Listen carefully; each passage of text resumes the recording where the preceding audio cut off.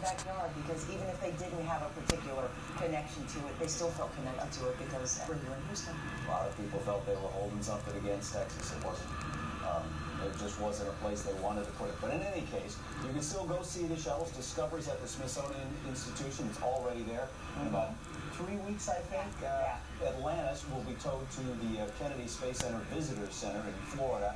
And then this, of course, ends up at the California Science Center. Kind of interesting. There's some in California who didn't want it at the last minute because they're going to have to cut down 400 trees and raise the power lines and all that to tow it from LAX to the California Science Center. We wouldn't mind if they just kept it here, but here it goes. It's about to take off right now. This is the Space Shuttle Endeavour on top of that 747. Let's just watch it and enjoy.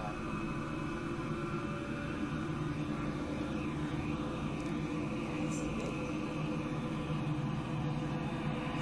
bird.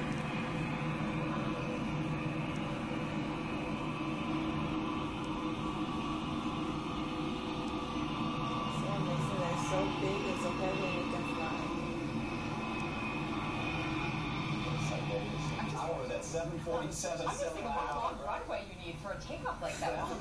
And that's part of the reason why they're going to El Paso. You could not take off with a fully fueled 747. Just too much weight with the shuttle on its back.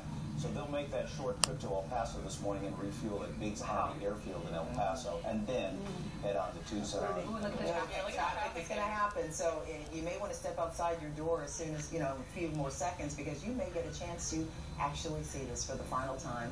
Wheels up. Beautiful. Wheels up. I know we can see it from here. All right, this is goodbye to the Shuttle Endeavour, and that's Eyewitness News for this morning. Actually, I think we're going to stay with it for a little bit longer. Let's watch it. I think you want to go so you can go outside and try to see it yourself. I actually did. I'm going to. Tom, you missed it yesterday. I walked inside for a minute, and everyone else, some employees were out in the parking lot, said, "Oh, here's a picture." I thought they were kidding. Yeah.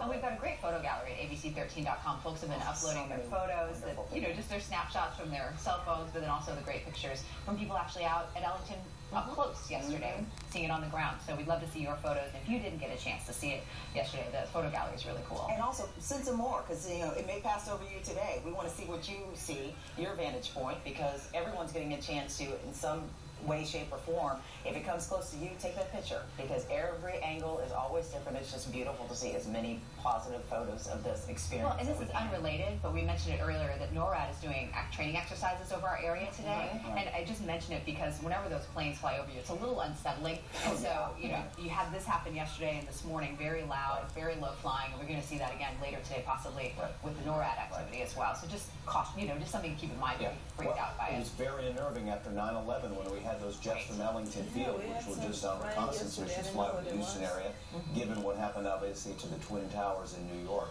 So when you hear the jets in the next few days, it's the North American Air Defense Command, NORAD, as Casey says, doing those flyovers in Houston, training exercises. And Tom, you mentioned earlier, you were talking about how the plane's going to go to El Paso, and then it goes on to Tucson. Give us a little bit of the background. Yeah, because they're looking for somebody very important. It was actually a last-minute request by astronaut Mark Kelly. He flew the last mission of Endeavour, and before it was retired, and he had requested NASA fly over Tucson to honor his wife, the wounded Congresswoman, former Congresswoman Gabrielle Giffords. And NASA at first said they weren't sure whether they could make the accommodation. Yesterday afternoon they said they would. So it'll be going to Tucson after refueling the Biggs Army. The plus is, though, also that the detour is not going to cost taxpayers any additional money or take extra time. So at least they were able to do that without any problem. So they'll be able to make that pass over through Tucson, which is a good thing. It's one of the T-38s. I wonder which astronauts flying the T-38, because they got a great view. I think training jet. Very training jet. I'll find that out for you a little bit later. It's funny, when I saw it happen yesterday, I didn't realize they were going to have the escort.